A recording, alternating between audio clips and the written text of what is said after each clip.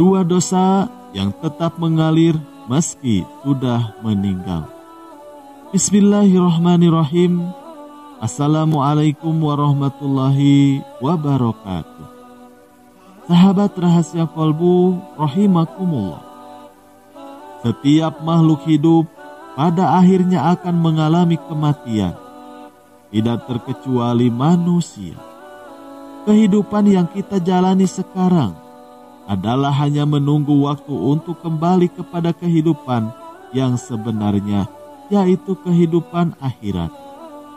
Ketika ajal menjemput, maka akan terputuslah semua amal manusia, kecuali 3 perkara, yaitu sedekah jariah, ilmu yang bermanfaat, dan anak soleh yang mendoakan. Hal ini sebagaimana pernah diriwayatkan oleh Abu Hurairah radhiyallahu anhu bahwa Rasulullah Shallallahu alaihi wasallam bersabda, apabila manusia meninggal, amalnya akan terputus kecuali 3 hal: sedekah jariah, ilmu yang bermanfaat, dan anak soleh yang mendoakan. Riwayat dari An-Nasa'i dan Tirmizi. Sebagai seorang muslim yang taat, tentunya kita sangat mengharapkan amal ibadah yang kita lakukan selama ini bisa menjadi bekal amal di hari kiamat nanti, yaitu amal yang bisa mengantarkan kita menuju ke surganya Allah Subhanahu wa Ta'ala. Amal jariah adalah amal yang pahalanya akan terus mengalir meski si pengamalnya telah meninggal dunia. Amal ini bisa berupa amal kebaikan maupun amal keburukan. Ketika semasa hidup gemar melakukan amal jariah, maka pahala sedekah tersebut akan terus mengalir sekalipun telah meninggal dunia. Begitu juga dengan amal keburukan yang dilakukan semasa hidup akan terus mendapatkan kucuran dosa meskipun telah meninggal. Amal jariah yang kita kenal selama ini adalah amal kebaikan yang kita lakukan selama ini di dunia, dan pahalanya akan terus mengalir sampai kita meninggal nanti. Tapi ternyata amal jariah itu ada pula amal jariah dalam keburukan, yaitu di mana seseorang semasa hidupnya banyak mempengaruhi orang dalam keburukan terus-menerus. Maka dosa dari perbuatan tersebut akan terus mengalir walaupun orang yang mempengaruhi hal buruk tersebut sudah meninggal dunia. Padahal di alam barzah manusia sangat membutuhkan limpahan pahala sebagai pertolongan mereka menuju hari kiamat. Namun karena dosa jariah ini, mereka justru harus menanggung dosa-dosa yang dilakukan orang lain akibat pengaruh atas tindakan maksiat yang pernah ia lakukan semasa hidupnya. Sebagaimana firman Allah Subhanahu wa Ta'ala, sesungguhnya kami menghidupkan orang-orang mati dan kami menuliskan apa yang telah mereka kerjakan dan bekas-bekas yang mereka tinggalkan, dan segala sesuatu kami kumpulkan di dalam kitab induk yang nyata, yaitu Lauhul Mahfuz. Quran Surat Yasin ayat 12. Lantas, apa saja dosa yang akan terus mengalir? Yang pertama adalah menjadi pelopor maksiat. Orang yang menjadi pelopor dalam perbuatan maksiat adalah orang yang paling rugi, sebab dia akan menanggung semua dosa yang dilakukan oleh orang-orang yang mengikuti jejaknya dan terus mengikuti apa yang pernah diajarkan dalam hal kejelekan. Baik itu meniru dengan paksaan ataupun meniru dengan secara sukarela. Ini akan sangat bagus apabila yang diajarkan adalah hal-hal yang baik, namun akan sangat rugi jika keburukanlah yang diajarkan.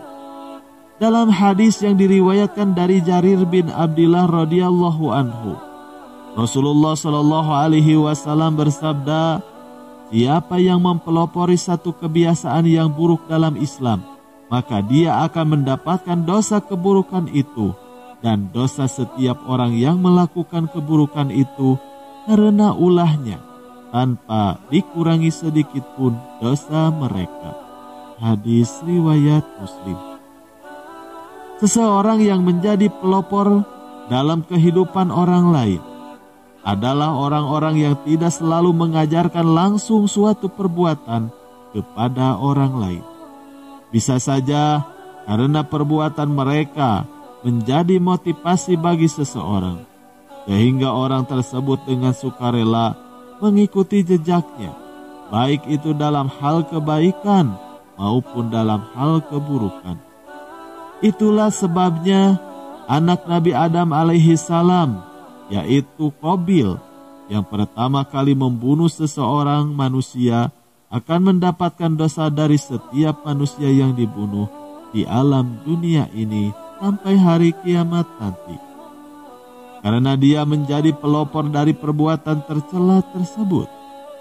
Sebagaimana sabda Nabi Shallallahu Alaihi Wasallam, tidak ada satu jiwa yang terbunuh secara zalim, melainkan anak Adam yang pertama kali membunuh akan mendapatkan dosa karena pertumpahan darah itu. Riwayat Al-Bukhari, Muslim, dan yang lainnya. Tidak bisa dibayangkan bagaimana dosa yang ditanggung pelopor dan pendesain rok mini, baju you can see, penyebar video porno, dan masih banyak lagi. Yang kedua adalah mengajak orang lain melakukan kesesatan dan maksiat. Ini sangat berbeda dengan pelopor yang menginspirasi seseorang untuk melakukan maksiat. Orang yang satu ini secara jelas dan nyata mengajak seseorang untuk berbuat kemaksiatan dan kesesatan. Mereka merupakan orang-orang yang secara khusus dan terlatih untuk mempengaruhi seseorang agar berbuat maksiat kepada Allah dan makhluknya. Dalam Al-Quran, Allah Subhanahu wa Ta'ala menceritakan bagaimana orang kafir kelak akan menerima dosa dari kekufurannya. Belum lagi dengan dosa-dosa orang-orang yang juga mereka sesatkan. Mereka akan memikul dosa-dosanya dengan penuh pada hari kiamat. Dan juga berikut dosa-dosa orang yang mereka sesatkan yang tidak mengetahui sedikit pun bahwa mereka disesatkan. Quran Surat An-Nahl ayat 25. Ayat ini memiliki makna yang hampir sama dengan hadis yang diriwayatkan dari Abu Hurairah radhiyallahu anhu. Rasulullah Shallallahu Alaihi Wasallam bersabda, siapa yang mengajak kepada kesesatan, dia mendapatkan dosa seperti dosa yang mengikutinya, tidak dikurangi sedikit pun. Hadis riwayat Ahmad dan Muslim. Semoga kita lebih berhati-hati di dalam bertindak dan lebih banyak melakukan amal soleh dibandingkan dosa-dosa maksiat. Karena hidup tidak hanya semata di dunia lalu selesai, namun perjalanan masih panjang untuk menuju kehidupan yang kekal. Wallahu a'lam bishawab. Sekian yang bisa kami sampaikan. Semoga bermanfaat. Assalamualaikum warahmatullahi wabarakatuh.